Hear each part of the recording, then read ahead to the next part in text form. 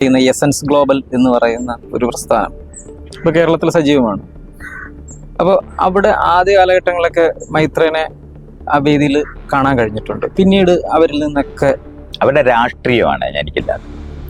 പിന്നീട് മൈത്രേന്റെ ആശയങ്ങളെ അവർ എതിർത്ത് സംസാരിക്കുന്നുണ്ട്. അതുകൊണ്ടാണ് അവരുടെ രാഷ്ട്രീയം എൻ്റെ രാഷ്ട്രീയമല്ല എന്ന് അവർക്കും അറിയാം, എനിക്കും അറിയാം. അതുകൊണ്ട് അവരുമായിട്ട് സഹകരിക്കാൻ എനിക്ക് കഴിയില്ല. അവർ ഞാൻ പറയുന്നതിനെ ഡിസ്ക്രെഡിറ്റ് ചെയ്തിട്ട് വേണം അവർ നല്ല ആളാണ്. അതെല്ലാം മതവിശ്വാസികളെ പോലെ അവരും അങ്ങനെ.